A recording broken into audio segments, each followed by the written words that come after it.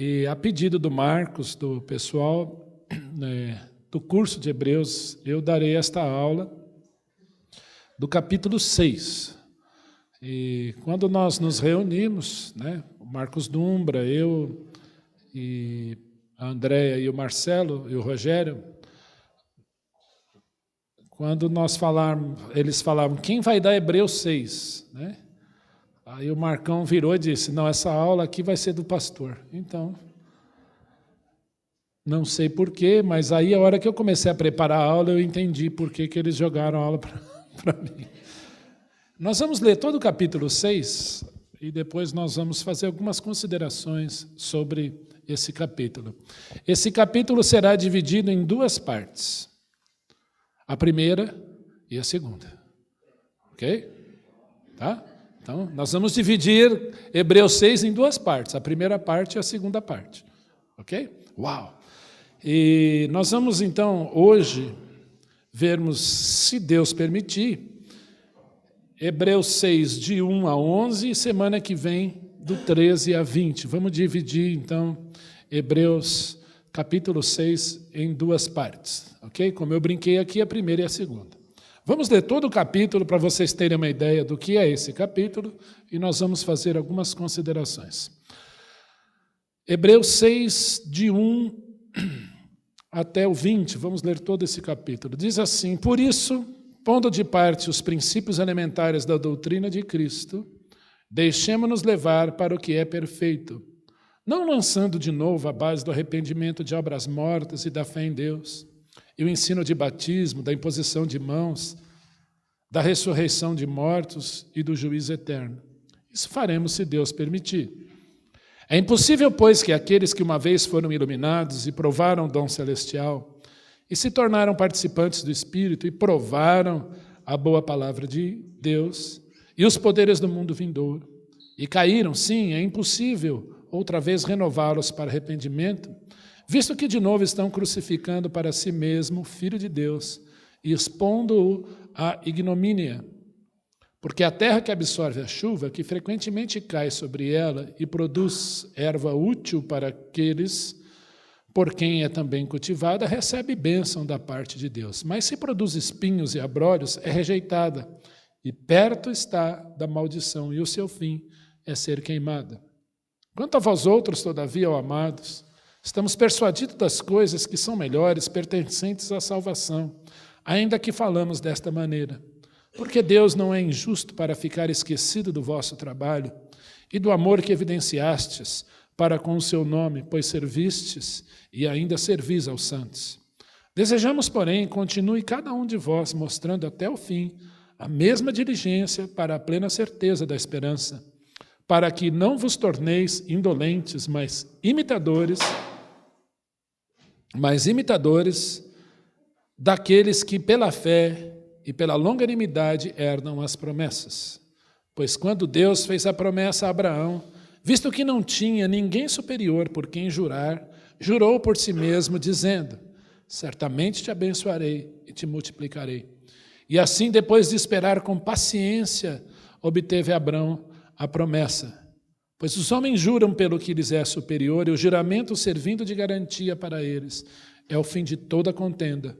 Por isso Deus, quando quis mostrar mais firmemente aos herdeiros da promessa a imutabilidade do seu propósito, se interpôs com juramento, para que mediante duas coisas imutáveis, as quais é impossível que Deus minta, forte alento tenhamos nós que já corremos para o refúgio, a fim de lançar mão da esperança proposta, a qual temos por âncora da alma, segura e firme, que penetra além do véu, aonde Jesus, como precursor, entrou por nós, tendo se tornado sumo sacerdote para sempre, segundo a ordem de Melquisedeque. Pai, nós te agradecemos mais uma vez esse capítulo tão precioso da Escritura. Muito obrigado por podermos ler, simplesmente ler esse texto. Em nome de Jesus. Amém, Senhor. Amém. Bom, irmãos, nós estamos então estudando aqui o livro de Hebreus e vamos falar mais especificamente hoje do capítulo 6 que nós lemos aqui. Tá? Eu fiz uma leitura um pouco corrida, rápida, para os irmãos terem uma ideia do todo. É impossível eu estudar o livro de Hebreus, né? Isso.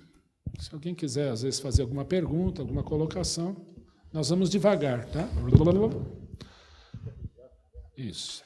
Nós vamos estudar, então, o livro de Hebreus, especificamente o capítulo 6, mas é impossível estudarmos o capítulo 6 de Hebreus sem nós darmos uma olhada no contexto do livro de Hebreus, lembrarmos de algumas coisas que já foram ditas, e também o capítulo 5. O capítulo 5, a parte final, que o Marcos deixou aí no gancho para mim, né? Eu falei para o Marcos que foi jogo de vôlei, ele levantou para eu cortar, né? Ele deixou a aula já no jeito, só para fazer o gol, né?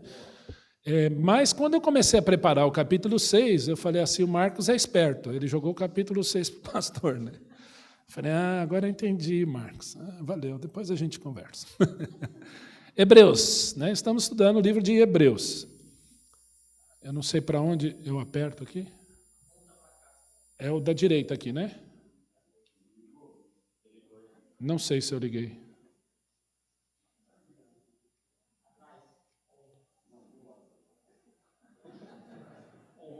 On. Tem um botãozinho. Hebreus, tá? Estamos estudando, então, livro de Hebreus. Eu não sei se alguém mudou lá atrás ou se fui eu aqui. Volta. Deixa eu tentar controlar daqui. Isso. Volta mais um. Por favor. Deixa eu ver se vai agora. É o do meio que aperta? Então, eu estou indo, mas não está indo.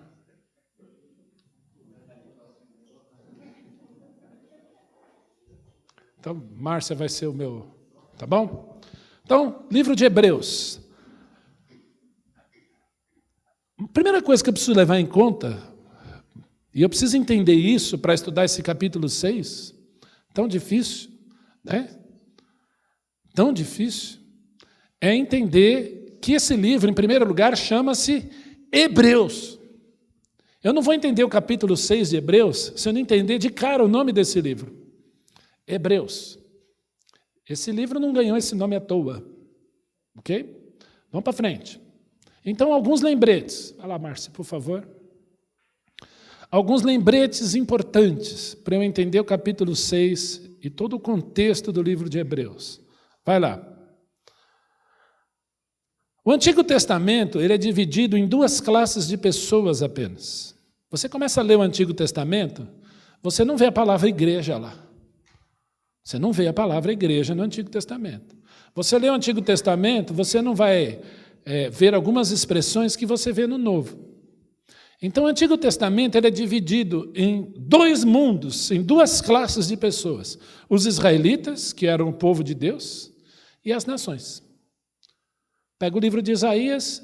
O livro de Isaías vai falar que as nações para o Senhor é como um nada, é como uma gota que cai de um balde d'água. E você vai verificar o povo do Senhor com quem o Senhor trata o tempo todo, que é o povo de Israel. Alguma dúvida? Você tem no Antigo Testamento israelitas e as nações. Os israelitas eram as verdadeiras testemunhas de Jeová. Somente o povo de Israel é a testemunha de Jeová verdadeira. Mais ninguém. Foi para Israel que Deus disse lá no livro de Isaías: vós sois as minhas testemunhas, diz o Senhor. E a igreja? Nós somos testemunhas de Cristo. Atos 1:8. Sereis minhas testemunhas, tanto em Jerusalém, Judeia, Samaria, até os confins do Ipiranga, onde você está agora. Tudo bem? Vamos colocar alguns pingos nos is, alguns lembretes importantes. Próxima. No final do Antigo Testamento, qual era o contexto? No final do Antigo Testamento, quando você está lá lendo o livro de Malaquias, quase terminando o Antigo Testamento, qual era o contexto histórico?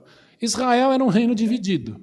Então você imagina São Paulo de Brasil de Minas Gerais para cima, um país, do Rio para baixo, outro país, até o Rio Grande do Sul. O reino de Israel estava assim, ó, rachado no meio. O reino do norte tinha 10 tribos, o reino do sul, 2 tribos, Judá e Benjamim, e o reino do norte. Então você termina o Antigo Testamento com o reino de Israel dividido. Mais para frente. Próximo. Nos dias de Jesus, o reino do norte, lembra, você tem um país dividido, o reino do norte está disperso e praticamente não existe mais. E, a não ser pelos que voltavam para Israel, alguns que conseguiam fugir lá e voltavam para a terra, o povo opressor, que foram, no caso, os assírios, levou Israel, o reino do norte, para cativeiro, trouxe gente estranha para morar lá. E misturando assim os povos, e o fez morar nas cercanias de Israel, dando origem aos samaritanos. Por que os judeus não se davam com os samaritanos? Porque eles tinham cara de argentino? O que era isso? Por que os judeus não se davam com os samaritanos? Era um povo misturado. Então eles vão para cativeiro, traz gente estranha para morar lá, misturado, e os judeus não, eles são impuros. Então nos dias de Jesus, você tinha Israel, o reino do sul existente, e o reino do norte disperso pelo mundo, e os que estavam ali na região de Samaria eram povos misturados. E os judeus não gostavam deles. Continuando, próximo. O reino do sul, Judá e Benjamim, continua em Israel, porém sob o domínio de quem? Roma. Os gregos invadiram, os gregos foram embora, os romanos chegaram. Nos dias de Jesus, quem mandava ali? Vamos lá, gente, essa é a história, hein? Os romanos, tudo bem? Os romanos chamaram os israelitas do reino do sul, porque a capital era em Jerusalém, Judá e Benjamim. Os romanos generalizaram, então, um termo. Qual era o termo? Judeus, em virtude do nome Judá. Então, hoje você não fala israelita, você fala judeu. Ah, ele é judeu. Na verdade, não é judeu. O termo certo é israelita, até os dias de hoje. Mas todo mundo fala judeu. Por quê? Quando os romanos chegaram lá, é tudo judeu. É a mesma coisa chamar o brasileiro de carioca. Então você pega, divide o reino, o Brasil em dois, do Rio de Janeiro até Rio Grande do Sul, do Rio de Janeiro até Porto Alegre, todo mundo virou carioca a partir de hoje. A grosso modo é isso, para a gente entender. E o pessoal lá de cima é Brasil. Mas, na verdade, antes da divisão era tudo brasileiro. Então era tudo israelita. Os romanos chegam lá, o povo opressor chega lá e diz, a partir de hoje vocês são judeus. Deu para entender isso aí? Está claro?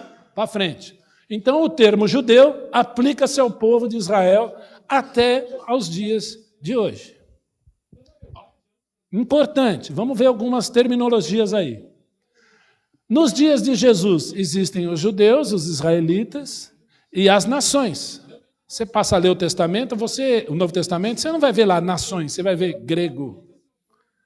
Quem não é judeu, a Bíblia agora vai chamar de grego, vai chamar de bárbaro, vai chamar de romanos, de não-judeus, de gentios. O próprio Jesus vai usar muito a expressão gentio, goi, goim, que quer dizer das nações. Então não mudou. Israel das nações. Porém, vamos lá. A cultura e religião hebraica era vivida e arraigada pelo povo judeu. Certo? Obrigado, Marcos Dumbra. É isso aí. Então, olha lá. A religião judaica e hebraica era vivida e arraigada ao povo judeu. Ser religioso era ser cidadão. Significava não ser cidadão. Quem lembra... Eu tenho que ficar aqui em cima mesmo? Eu sofro aqui em cima. Mas vamos lá. Eu vejo vocês tão longe. Oi, né?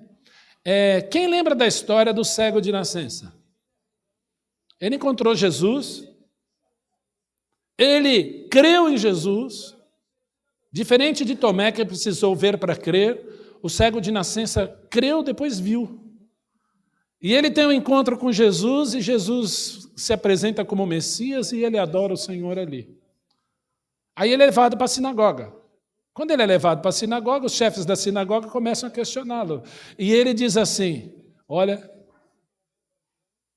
desde que o mundo é mundo, eu nunca ouvi falar que alguém tenha aberto os olhos de um cego. O que aconteceu com ele? Você é impuro e quer ensinar nós? O que aconteceu com ele? Ele foi expulso da onde? Ele foi expulso da onde, gente? Pode falar alto, por favor? foi expulso da sinagoga. Sabe o que significava nos tempos de Jesus ser expulso da sinagoga? Ele perdeu a cidadania. Por amor a Jesus, esse homem foi expulso da sinagoga. Ele perdeu todos os direitos. Quando Jesus fala, trate como publicano, o que está falando? Ele não é dos nossos. Ele perdia todos os direitos. Aqui, ó. A cultura e a língua grega era... Esse A aqui não existe, tá? Foi na digitação. Não era a bastante. Bastante difundida. Por exemplo, toda a cultura grega estava impregnada no povo de Israel. Você tinha um chefe de sinagoga chamado Alexandre. Alexandre era o nome de um líder grego, do imperador grego. A palavra sinagoga não é costume hebraico, é grego, para quem não sabe. Tá? Por que as sinagogas existem? Porque Alexandre, quando chegou ali, diz, reúnam vocês em sinagogas, em ajuntamentos que eu vou criar para que vocês estudem os livros de vocês e se reúnam. E eu quero todos os documentos de vocês em grego, na minha língua. Quem que cria biblioteca, lugar para guardar os livros dentro da sinagoga? Alexandre. O povo judeu deve isso a Alexandre até os dias de hoje. E a gente não sabe. Esse modelo que vocês estão aí sentados me ouvindo enquanto eu falo é grego. Devemos a um tal de Aristóteles. Tá? E a cultura política romana também, nos dias de Jesus. Né? Nós falávamos disso ontem, né, Leandro? Como também a cultura romana chega, a política romana, o direito romano é instaurado ali. Bom, na morte de Jesus, Jesus Cristo morre, ele é colocado numa cruz e sua sentença de morte estava escrita em 3 línguas. Primeira língua, qual era? Hebraico. Por que estava escrito em hebraico? Note que Jesus não falava hebraico, Jesus falava um aramaico, que era o dialeto, a língua lá da Galileia. Mas estava escrito em hebraico, que era a língua oficial do país. Estava escrito em grego, que era a língua mais difundida da época do tempo de Jesus. A cultura grega estava ali, e forte. Tanto que o Novo Testamento é escrito todo em grego. E latim. Por que latim? Roma. Estava lá no alto da cruz em 3 línguas. Hebraico, grego, latim. Alguns conceitos para você não esquecer, tá? Nós vamos entrar no capítulo 6. Eu só estou dando um apanhado para a gente entender o capítulo 6. O termo hebreu, o que significa? Do outro lado do rio. Abraão era hebreu? Sim. Abraão era israelita? Não. Abraão era judeu? Muito menos. Para Abraão ser judeu, ele tinha que ser filho do bisneto dele. Impossível. Para ele ser israelita, ele tinha que ser filho do neto dele. Impossível. Ele somente era hebreu. Hebreu é aqueles que vinham da outra margem do rio. O termo israelita, que pertence ao povo de Israel, o primeiro israelita chamou-se Jacó. E todos os descendentes de Jacó, neto de Abraão, são israelitas. Inclusive Moisés, Jesus, Davi, Pedro, Paulo, todos. Israelense é aquele que nasce em Israel hoje. Só. Então esse termo não está nem na Bíblia. Ele é israelense, ele nasceu em Israel. Ele é judeu? Não necessariamente. Tem um monte de israelense que é muçulmano. Certo, Silvio? Nasceu lá. Se você olhar a seleção de futebol de Israel, tem árabes jogando. Israelenses nasceram lá. Interessante. O termo judeu significa da tribo de Judá, pertencente ao povo de Israel, Reino do Sul. Hoje é sinônimo de israelita, mas é um sinônimo grosseiro. Okay? Judeu hoje, para a maioria, que pratica a religião judaica, mas isso não é verdade. Tem muita gente que acha que assim, eu escutei uma vez uma pérola assim, você é protestante? Ele é judeu, porque ele pratica a religião judaica. Eu falei, gente, que ignorância. Judeu é uma etnia da tribo de Judá, israelita. Como esse termo foi generalizado, judeu significa daquele que vem de Israel.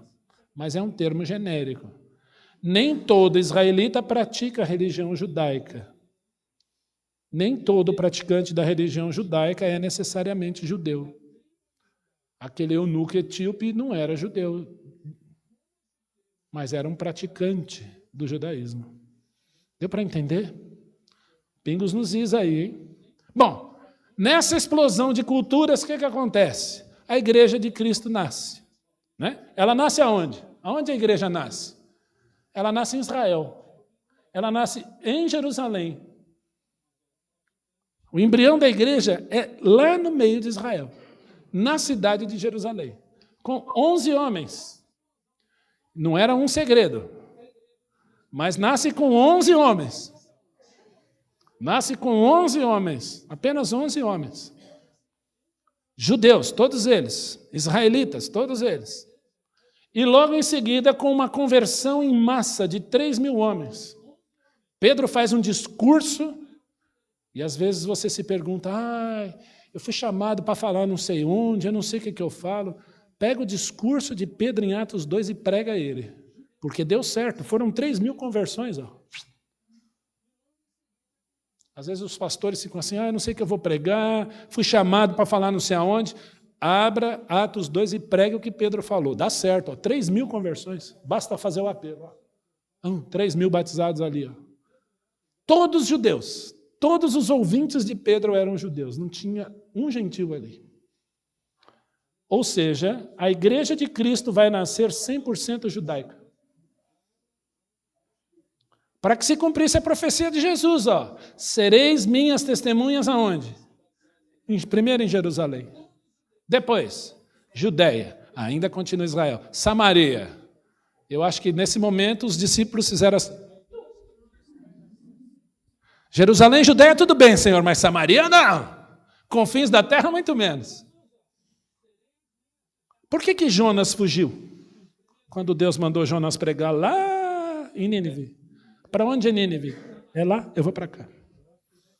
Por que Jonas fugiu?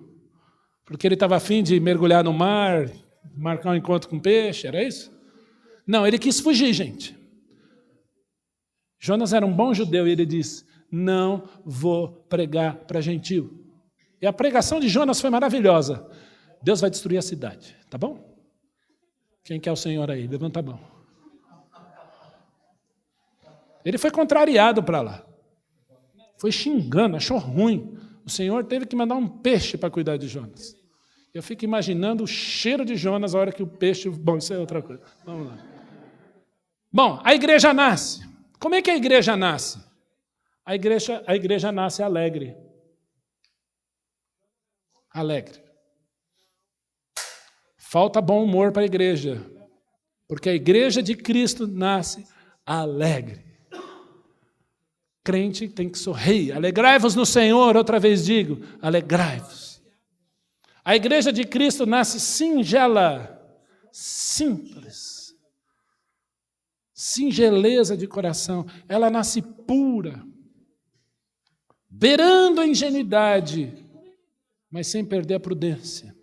Sabe que uma pessoa singela?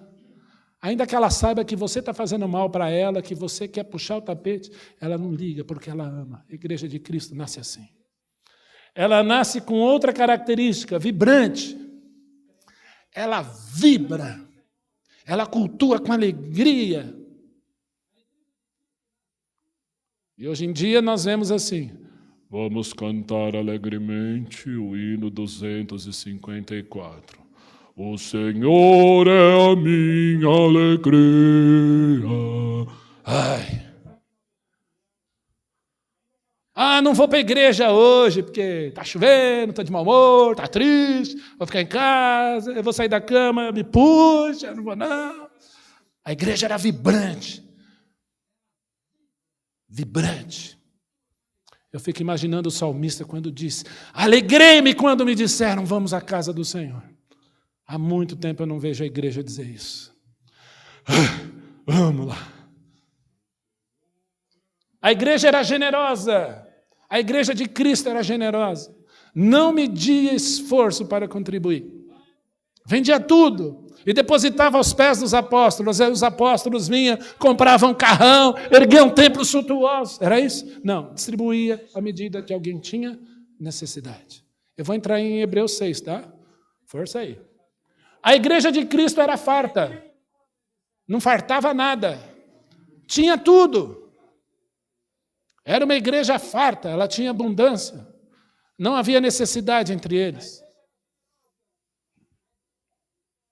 Tudo bem até aqui? Olha outra característica dessa igreja. Ela era doutrinária. Ela tinha palavra, perseverava dia após dia na doutrina dos apóstolos. Era uma igreja que tinha sede pela palavra de Deus e pelas doutrinas da palavra de Deus. Uma igreja bíblica. Era uma igreja, apostólica. Graças a Deus aqui nós não temos apóstolo. Eu sou simplesmente o pastor da igreja. E o conselho também, os presbíteros são pastores da igreja, porque todo presbítero é pastor também. Só. Por que era uma igreja apostólica? Porque perseverava na doutrina dos apóstolos. Era uma igreja ética. Sabe por que ela era ética? Porque hoje em dia você fala que é crente, as pessoas falam, tem dinheiro, hein? Tá rico, hein? Tá ostentando, hein? Igreja funk, ostentação, hein? Não é isso que você ouve por aí? Mas essa não era a igreja primitiva, a igreja lá de Atos 2. Ela era uma igreja que tinha tudo e ela era ética. Há muito tempo você não ouve, você é crente, eu sei que você vai me pagar, você tem palavra. Crentes hoje até sonegam impostos. Igreja simpática, contava com a simpatia do povo. Você é barraqueiro no seu bairro, no seu prédio? A igreja de Cristo primitiva, ela contava com a simpatia do povo e todo mundo olhava para eles com alegria. Esse pessoal é diferente. Olha que pessoal bacana. Bom dia, eles dão bom dia para mim, eles estendem o tapete para eu passar. Se está faltando alguma coisa, eles são os primeiros a chegar. A igreja de Cristo era unida. Oh, como é bom e agradável os irmãos viverem em união. Ela era unida, ela era junto. Hoje em dia eu falo, irmão, senti falta de você nisso, naquilo. Ih, lá vem o pastor pegar no meu pé. O que é isso? É a igreja unida, ela quer estar junto. Faz parte do corpo, ela pertence. E coisa boa é pertencer. Essa igreja era salva, 100%. Ninguém ali era perdido. Porque faz parte da igreja é salvo. Tem gente que vem na igreja, não necessariamente é salvo, mas a igreja de Cristo ela só é composta de salvos. Não tem meio termo. Ou é ou não é. Não existe meio grávido, entendeu? Ou tá ou não tá. Ou é de Cristo ou não é. É uma igreja milagrosa. Eu vi a devocional do Ricardo. Milagre. Quantos milagres tem aqui? A igreja de Cristo ainda tem milagre. A gente só não faz milagre com hora marcada, porque quem realiza os milagres é o Senhor.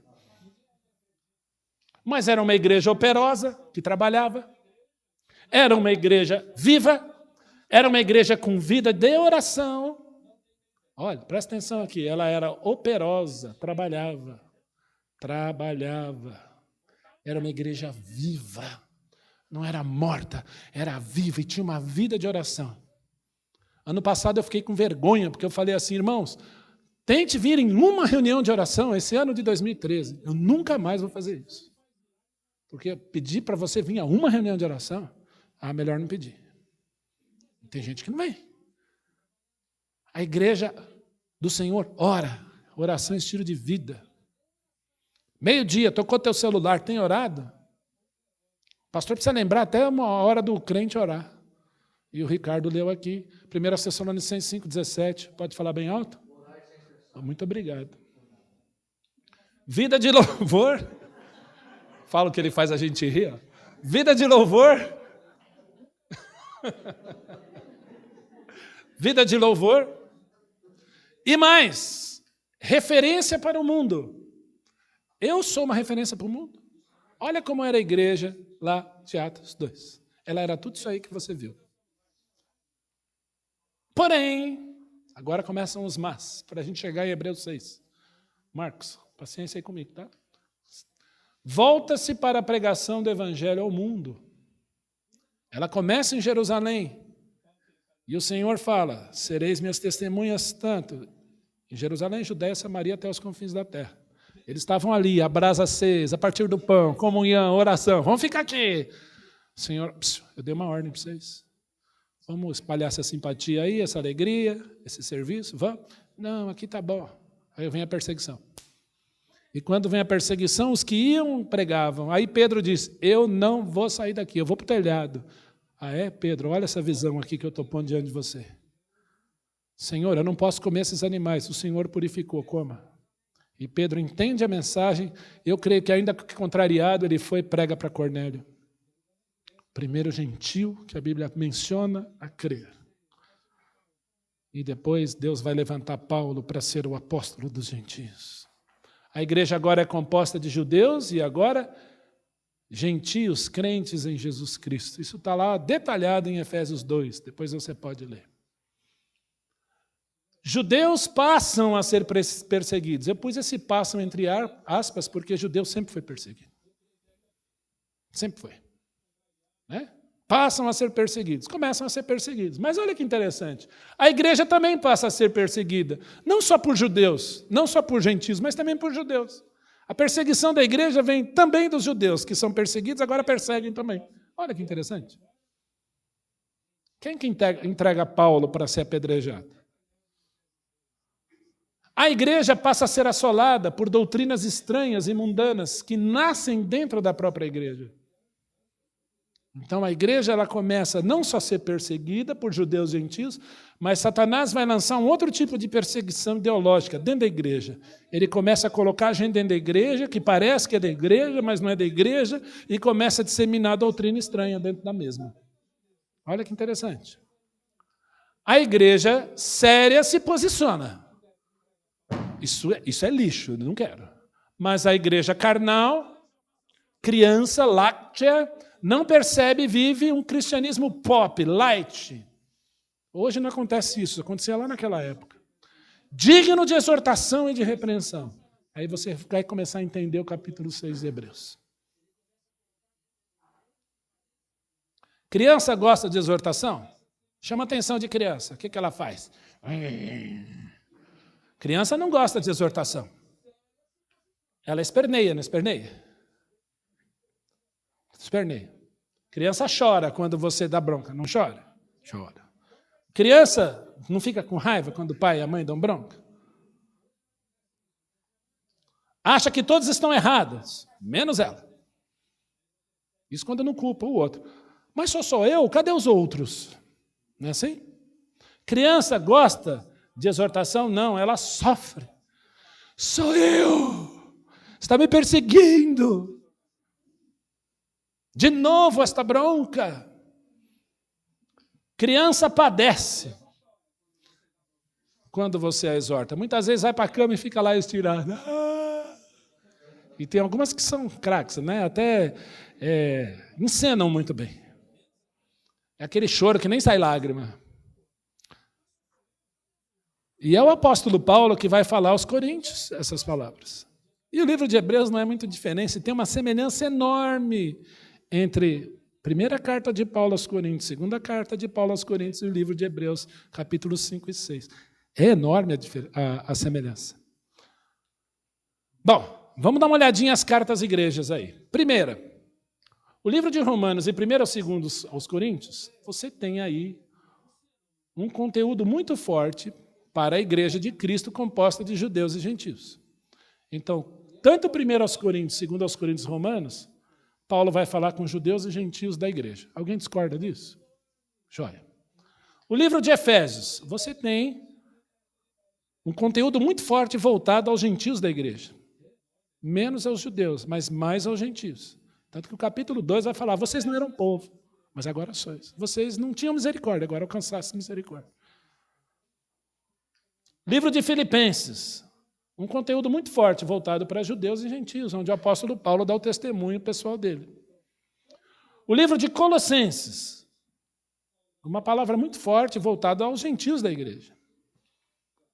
1º e 2º Tessalonicenses, 1º e 2º Timóteo, judeus e gentios da igreja. É um conteúdo forte voltado para os dois. Tito e Filemão, praticamente o conteúdo é voltado para gentios da igreja. Bom, as cartas universais, chamadas cartas universais. Tiago, 1ª e 2ª Pedro, 1ª, 2ª, 3ª João e as cartas de 1º e 2º, capítulo 1º, capítulo 2º do livro de Apocalipse. Judeus e gentios dentro da igreja. Apenas 2 livros vão enfatizar os judeus da igreja. São eles, Gálatas e Hebreus. É para judeu, os judeus dentro da igreja. O que acontecia aí com os judeus dentro da igreja da Galácia e os judeus hebreus? Os hebreus da igreja. Alguns equívocos, infelizmente, comuns. Judaizar a doutrina de nosso Senhor. Então põe candelabro na igreja, começa a celebrar a festa dos tabernáculos. É umas coisas assim, guarda sábado. Eu escutei uma vez uma pregadora, e ela diz uma coisa interessante. Agora o domingo está fora. Agora nós vamos guardar o sábado, porque a palavra domingo vem do inglês Sunday, que quer dizer o dia do sol. Então agora nós vamos guardar o sábado. Eu falei, mas partindo desse argumento, sábado em inglês é Saturday, é Saturno. Não entendi. Isso é judaizar a igreja. Outra, judaizar a doutrina do Senhor, judaizar a igreja. O que é judaizar a doutrina?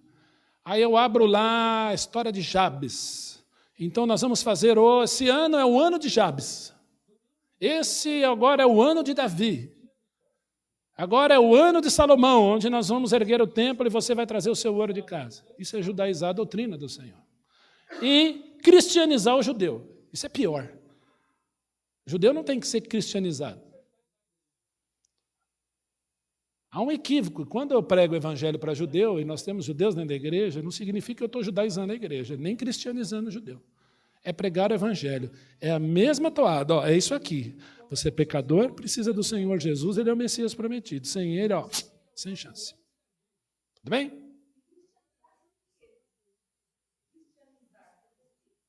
Dizer para o judeu assim, olha, agora você deixa de ser judeu, agora você é cristão.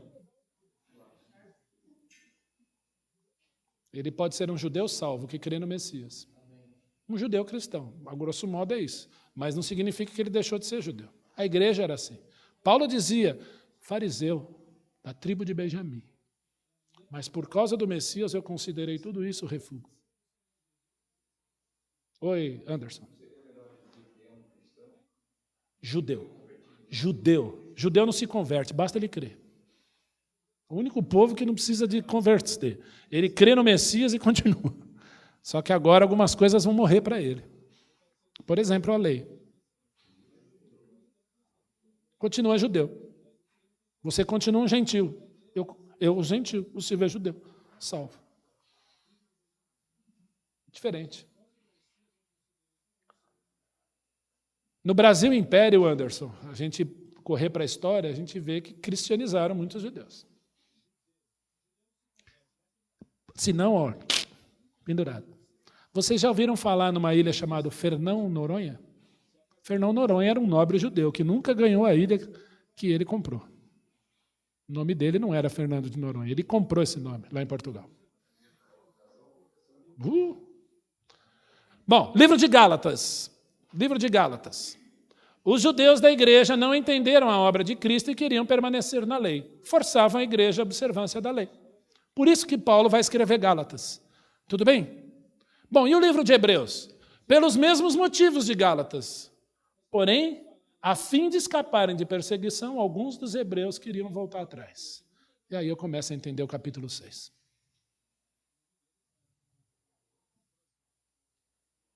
Hebreus 6. Toda essa introdução para eu chegar nesse capítulo. Como o Marcos me deu 2 aulas, tá certo, Marcos? Eu estou tranquilo. Eu corro só semana que vem. Opa! Eles eram igreja, faziam parte da igreja. Os hebreus estavam ali na igreja. mas sua religiosidade era maior que a sua adoração. A carnalidade daquelas pessoas, ou da maioria delas, era maior que a fé. Isso é perigoso. Mas havia um grupo dentro da igreja que não era a igreja. Flertaram com o Cristo. Sabe o que é flerte? Flertaram com o Cristo. Flertaram com o Messias. E foram embora. E ainda tornaram-se apóstatas. Falaram mal do Cristo. Falaram mal da doutrina do Senhor. Por isso que Paulo vai escrever Hebreus 6. Vamos para lá?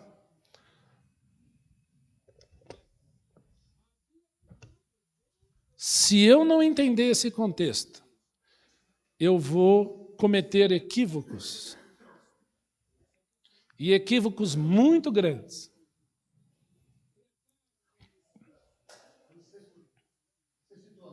Microfone, por favor, Dilson. Eu ouço, mas está gravando. Você foi que Paulo que escreveu.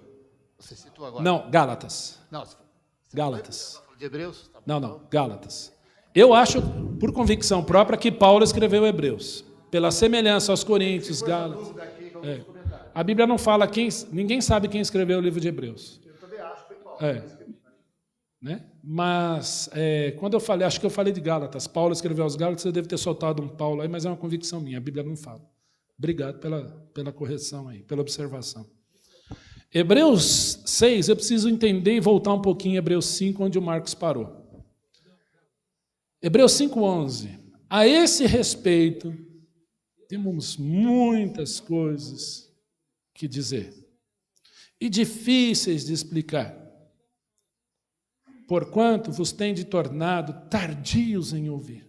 Quais são as coisas difíceis de explicar que aqueles homens não queriam ouvir? Olha o versículo 7 e 8. Ele, Jesus, nos dias de sua carne, tendo oferecido com forte clamor e lágrimas, orações, súplicas a quem o podia livrar da morte, falando de Deus o Pai. E embora sendo filho, aprendeu obediência pelas coisas que sofreu. E tendo sido aperfeiçoado, tornou-se o autor da salvação eterna para todos os que lhe obedecem.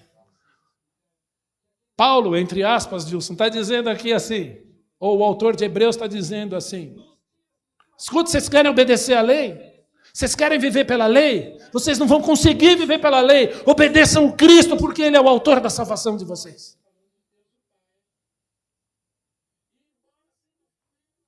Dá para entender? Obedeçam o Cristo. Ele, o Cristo, tendo sido nomeado por Deus sumo sacerdote, segundo a ordem de Melquisedeque, nós vamos ver mais para frente esse nome várias vezes, então não vamos ater-se a esse nome agora. A esse respeito temos muitas coisas que dizer, difíceis de explicar, porquanto vos tendem se tornado tardios em ouvir, pois com efeito, quando devia ser mestres, vocês deviam estar ensinando, atendendo ao tempo decorrido, tendes novamente necessidade de que alguém vos ensine de novo quais são os princípios elementares dos oráculos de Deus. Assim vos tornaste como necessitados de leite e não alimento sólido. É o que Paulo vai dizer em Coríntios. Leite vos dei de beber. Porque são carnais. Ora, todo aquele que se alimenta de leite é inexperiente na palavra da justiça, porque é criança. Vocês têm a lei de Moisés, o Messias veio para vocês e vocês são carnais. Vocês querem leitinho. É o que Paulo vai escrever a Coríntios, exatamente as mesmas palavras. Leite vos dei de beber, porque não podeis suportar alimento sólido. Quando você dá alimento sólido para uma criança, ela vomita. E tem muito crente fazendo isso aqui. E eu sinto coceira para mostrar algumas coisas aqui. Mas vamos lá. Mas o alimento sólido é para os adultos. Para os adultos. Para aqueles que pela prática têm as suas faculdades exercitadas para discernir não somente o bem, mas também o quê? O mal. Você mostra para uma criança, eu mostrei para minha filha, filha, esses símbolos aqui você não pode usar, você não pode ter no seu caderno. E aí você começa a dizer isso. Não, isso não é bem assim, porque a criança não quer ouvir. Filha, senta aqui, então o papai vai pegar um livrinho e agora nós vamos ler aqui o livrinho. Mas, pai, quem disse que isso é verdade? Filha, essa pessoa olhou nos livros, olha aqui, ó. Olha quantos livros ele teve que ler para escrever essas coisas. E eu tenho batido aqui, cuidado com seus gestos. Cuidado com o que você lê, cuidado com o que você veste. A caveira hoje é do bem. Viu como a coisa muda? Você fala isso para a criança? Ah, radical. É porque é criança. Mas o adulto sabe discernir o bem do mal. E muito bem, porque ele é experimentado na palavra. Deu para entender? Estou dando um exemplo. Por isso que ele vai dizer agora no verso 6, por isso, pondo de parte os princípios elementares da doutrina de Cristo, deixemos-nos levar para o que é perfeito. O que é perfeito? Paulo vai falar em 1 Coríntios 13. Quando que vier aquele que é perfeito, que é em parte será aniquilado. O que é perfeito? Senão a maturidade em Cristo. Paulo está chamando a igreja, o escritor de Hebreus está chamando a igreja a uma palavra chamada maturidade da fé. Vamos crescer. Vamos deixar o mingau de lado. Vamos crescer. Quais são os princípios elementares da doutrina? Vamos deixar um pouquinho de lado isso. Vamos deixar aquele que é perfeito nos levar, não lançando de novo a base do arrependimento de obras mortas, da fé em Deus, o ensino de batismo, imposição de mãos, da ressurreição dos mortos e do juízo eterno. Isso nós faremos se Deus permitir. Mas isso já se tornou agora a base, você precisa crescer. Olha, não basta você ficar aqui no sacrifício de Jesus, na morte de Jesus, o Senhor Jesus está te convidando para entrar no Santo dos Santos, na presença do Pai e ter intimidade com Deus. E se isso traz problema para você, te transforma uma pessoa radical, bem-vindo ao mundo dos radicais. Precisamos de crentes radicais, radicados na palavra que é Cristo.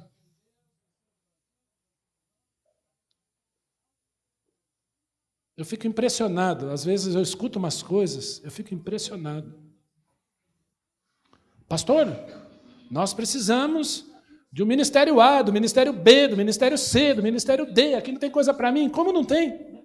Dá para botar aquele quadro? A coceira foi maior que eu, com todos os ministérios da igreja. Estou dando um exemplo aqui pessoal, tá? Não estou sendo carnal, não. Eu só estou mostrando aqui.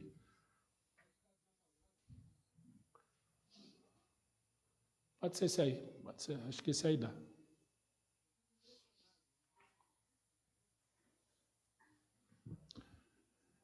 Um, dois, três e... Tcharam! Ainda não foi.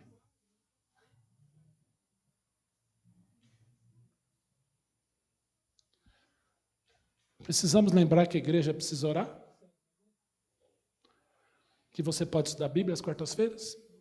Que você tem oportunidade de oração às terças-feiras? Que nós temos uma classe chamada Aprendei de Mim, para aqueles que querem conhecer e voltar um pouquinho na fé e aprender esses novos rudimentos e crescer. Estamos estudando o livro de Hebreus, que é alimento sólido. Tem que lembrar a igreja que você precisa visitar os irmãos. Pastor, eu não recebo visita, mas você visita. Vai visitar.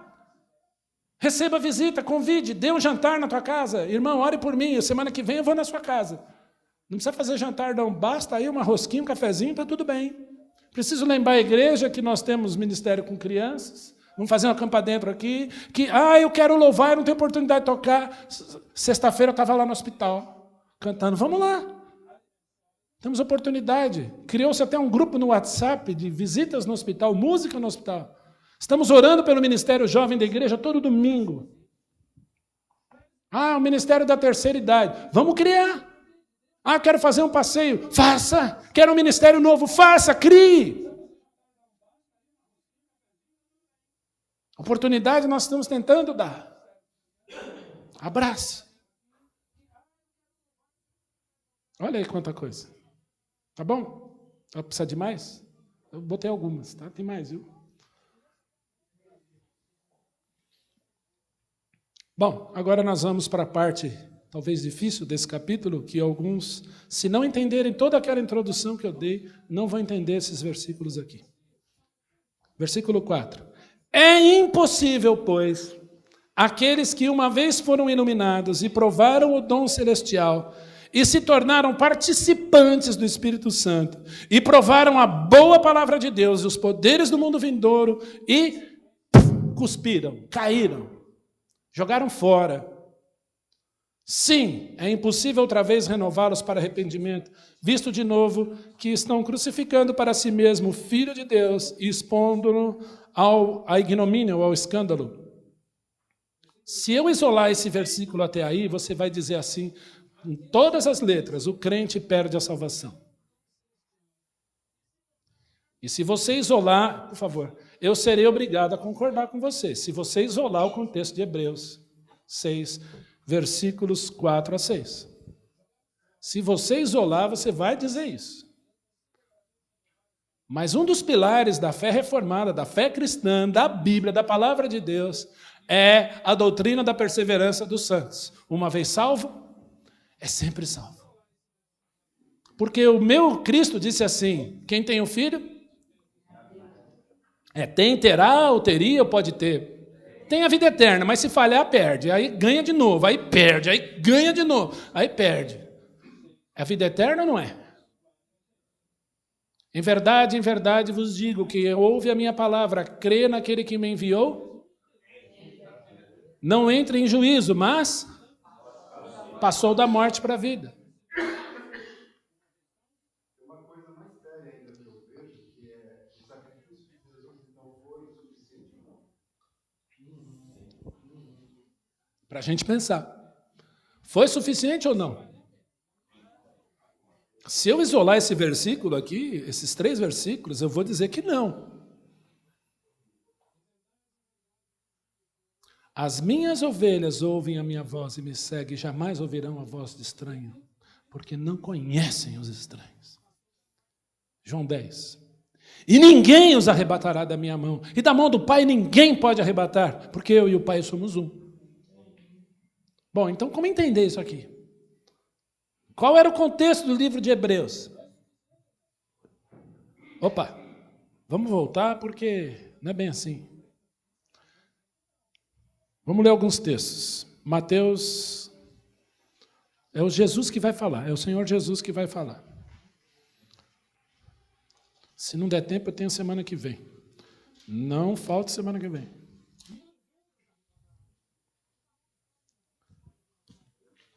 Mateus 7, Sermão do Monte de Jesus. A partir do verso 15. Mateus 7, 15. Agora eu vou abrir para vocês lerem aí. Alguém lê para mim? Do 15 até o 23.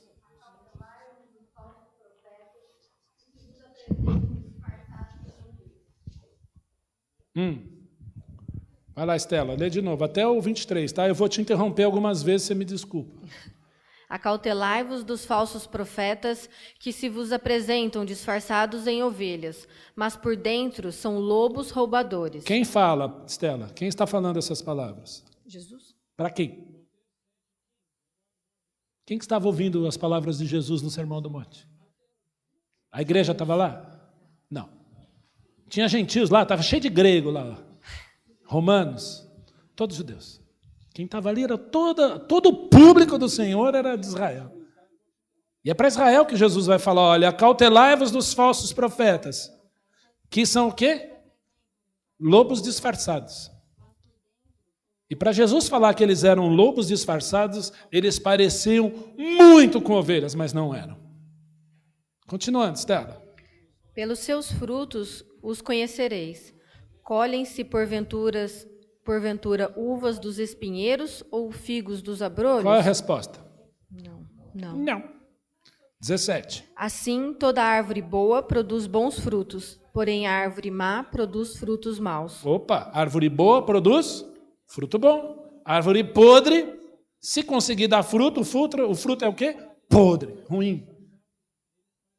Continuando. Não pode a árvore boa produzir frutos maus, nem a árvore má produzir frutos bons.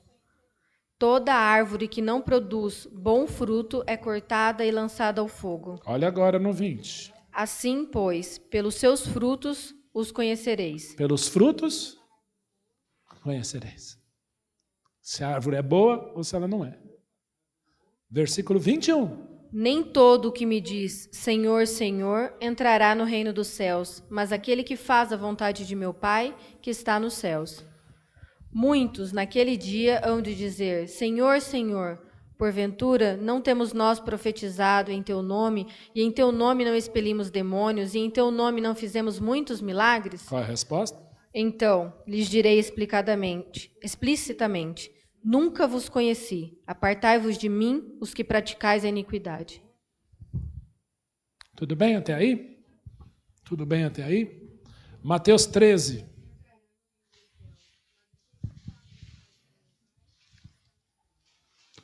Versículo 24. Quem vai ler? Obrigado, viu, Estela? Mateus 13, 24. Vai lá, Danilo, por favor. Em diante, tá? Até a hora que eu pedi para você parar. Outra parábola lhes propôs, dizendo, o reino dos céus é semelhante a um homem que semeou boa semente no seu campo. Mas, enquanto os homens dormiam, veio o inimigo dele, semeou o joio no meio do trigo e retirou-se. Qual que é a diferença do trigo e do joio? Quando são pequenininhos, quando são brotos, mudas, são muito parecidos, praticamente iguais. Vamos continuar lendo, Danilo. E, quando a erva cresceu e produziu fruto, apareceu também o joio. Então, vindo os servos do dono da casa, lhe disseram, Senhor, não semeaste boa semente no teu campo? De onde vem, pois, o joio? A pergunta de Jesus é muito interessante. Da onde vem o joio? De onde vem o joio? Quem plantou o joio no meio do trigo? Se você olhar o contexto de João 10, quando Jesus disse, o inimigo vem para roubar, matar e destruir. Alguém planta o falso profeta no meio. Alguém planta o joio no meio dos seus. No meio dos filhos do Senhor. Da onde vem o joio? Essa pergunta é interessante. Continuando. Ele, porém, lhe respondeu, um inimigo fez isso. Foi o inimigo. Continuando. Mas os servos lhe perguntaram, queres que vamos e arranquemos o joio? Não, replicou ele, para que, ao separar o joio, não arranqueis também com ele o trigo. Vai lá. Deixai-os crescer juntos até a colheita, e no tempo da colheita direi aos ceifeiros, ajuntai primeiro o joio, atai-o e feixes para ser queimado, mas o trigo recolhei no meu celeiro. Será que é isso? Deu para entender essa analogia de Jesus? Danilo, vai do 36 em diante agora.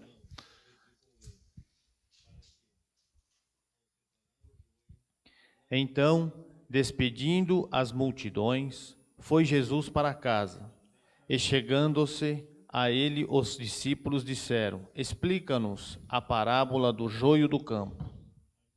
E ele respondeu, o que semeia a boa semente é o Filho do Homem. Nesses últimos dias nos falou pelo Filho, a quem constituiu o herdeiro de todas as coisas, pelo qual também fez o universo.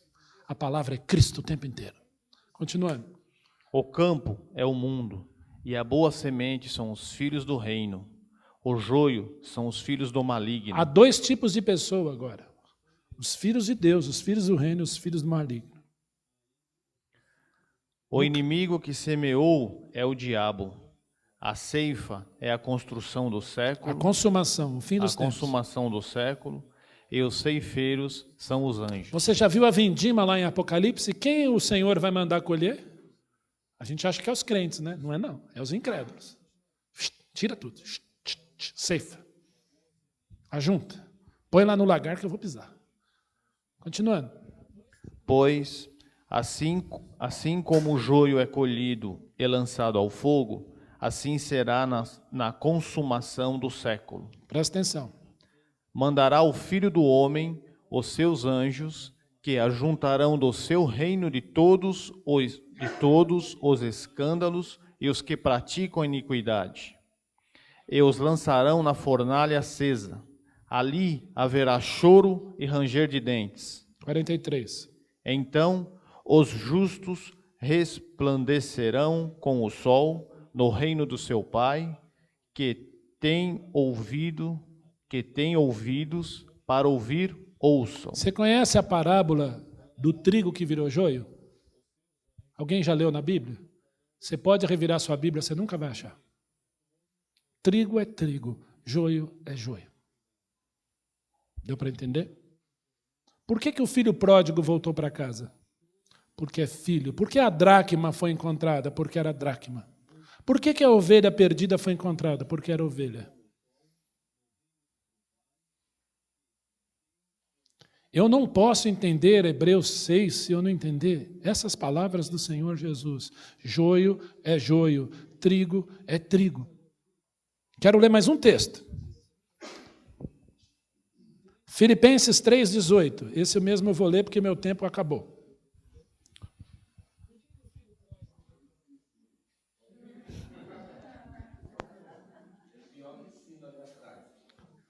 É que você não viu o sinal lá de trás. É pior que o sino. 3,18.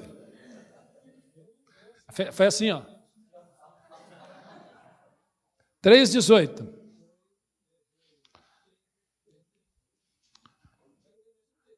Filipenses 3,17, nós vamos ler o 18 depois. Irmãos, sede imitadores meus e observais os que andam segundo o modelo que tende em nós.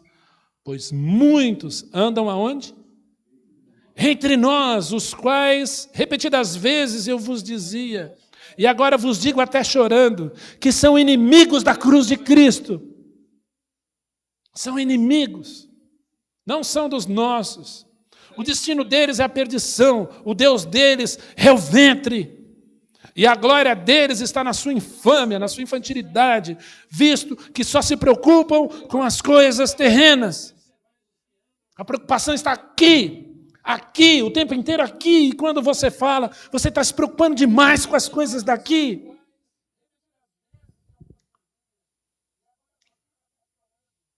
Nos tornamos chatos, muitas vezes nos tornamos indesejáveis.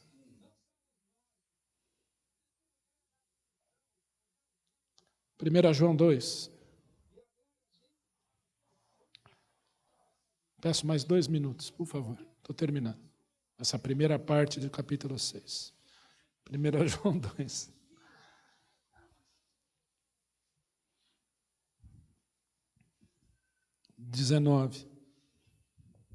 Para eu entender o 19, eu vou ler o 18.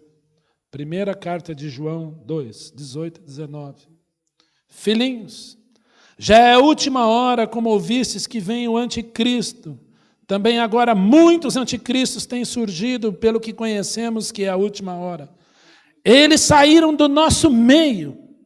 Entretanto, não eram dos nossos. Porque se tivessem sido dos nossos, teriam permanecido conosco. Todavia, eles se foram para que ficasse manifesto que nenhum deles é dos nossos. É joio. E 1 João 5,16.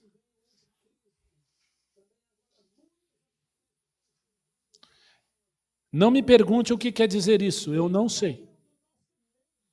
Mas é para você pensar. Se alguém vir a seu irmão cometendo pecado não para a morte, pedirá a Deus, lhe dará vida aos que pecam para a morte, aos que não pecam para a morte. Há pecado para a morte, por esse não digo que rogue. O que nós queremos dizer com isso? Terminando lá em Hebreus 6. Volte lá em Hebreus 6.